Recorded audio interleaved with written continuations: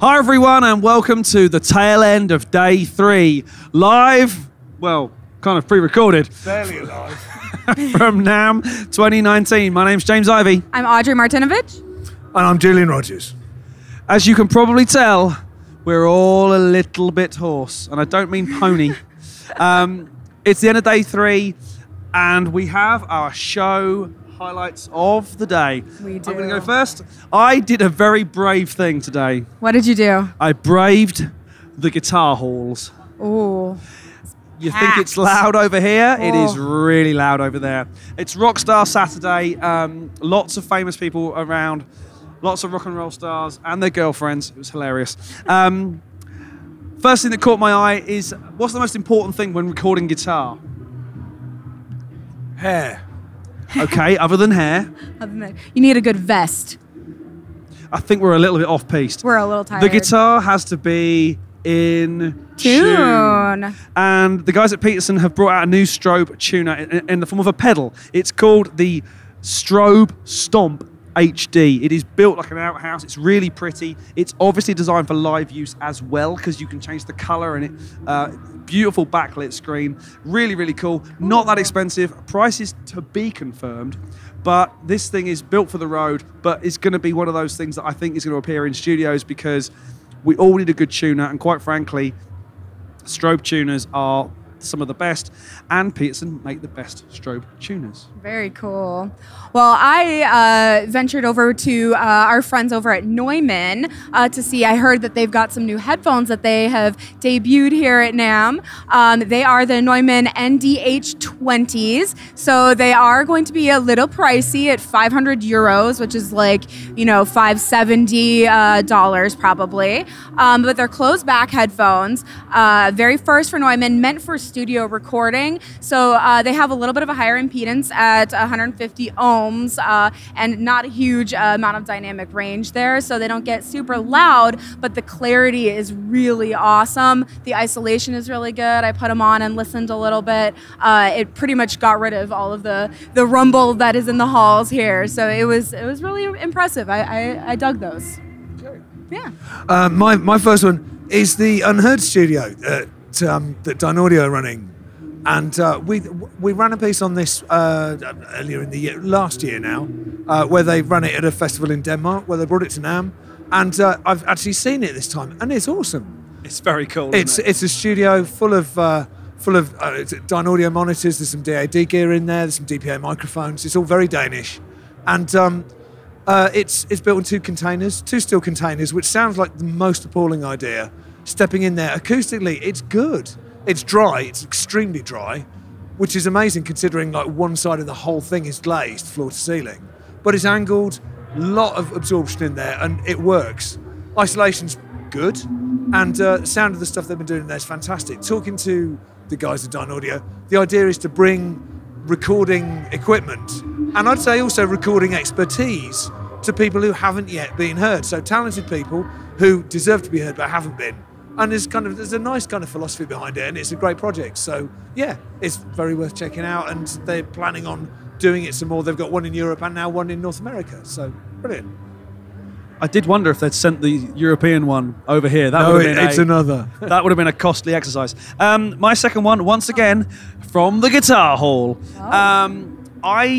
It's a bit of a personal mission, this one. I've been on the lookout for a small quality valve guitar amp that plays nicely with pedals. My Chandler sounds amazing, but it's not a great amp to run alongside pedals, distortions, front end stuff. However, I found the Rev Studio amp. This thing is very, very cool. 20 watts, loads of control, 2 channels, not super high gain, which is what helps it work well with pedals, apparently. Really nice sounding little amp. However, it has a trick or two up its sleeve. It also features the amazing 2 notes technology.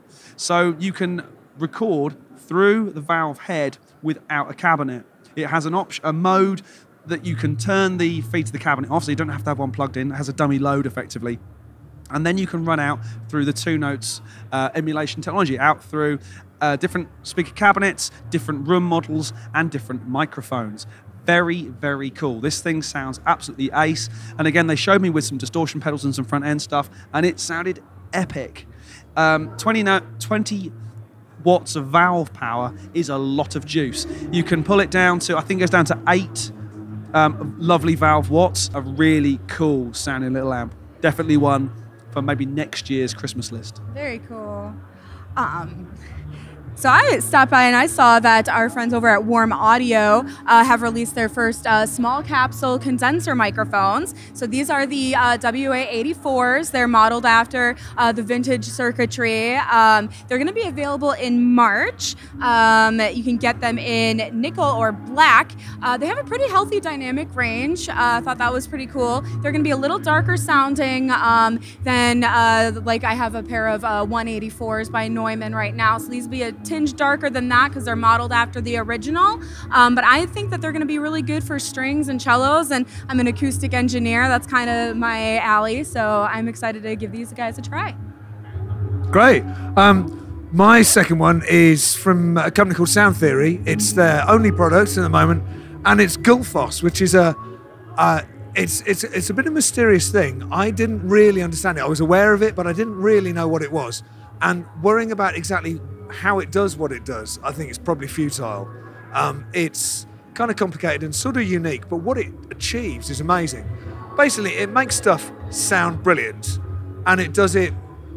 It's a perceptual process. It reveals detail in recordings based on. Actually, I'm not even going to try to explain it because that's an alley you don't want to go down.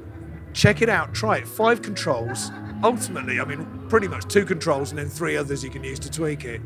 And it's amazing what it does. It makes things sound better, reveals clarity, just like taking a cover off a recording. It really is generating quite a bit of buzz. I'm going to be checking it out in the near future. And yeah, if you're not aware of it, it's really worth checking out. I was surprised. I'm pretty cynical about these kind of things. Like, oh yeah.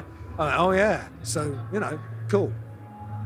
So my last one, I think you'll agree that some of the things we found this week have been fairly pricey. Yeah, for sure. I think probably the highlight of the expense week is probably the PMC booth with all those amazing monitors. It's probably right up there. Probably. I have now found the single cheapest thing available at NAMM 2019. And quite frankly, one of the coolest. This little blue device, I've been asking like the team and stuff and say, what do you reckon it is? It looks like a gobstopper or kind of some kind of chewy sweet or something. Yeah. But there's a little gasket on the inside, and that's the clue to what it is.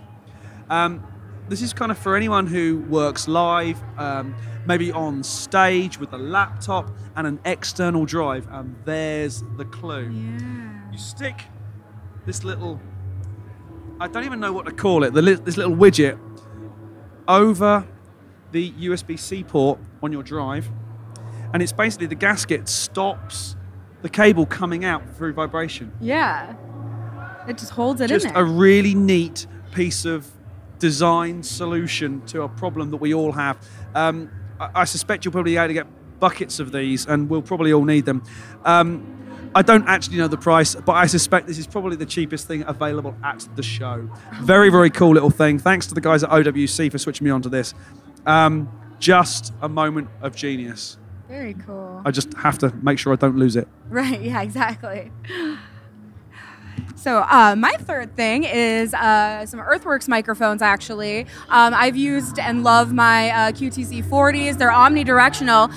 They're coming out with something that's cardioid. I got a little giggle when they called it a large diaphragm condenser because the capsule is still only about that big. It's still pretty small. But these are supposed to be really good for stage. I had one in my hand. They have a wired version and a wireless version that actually screws on to a Shure transmitter. It's kind of an interesting partnership there.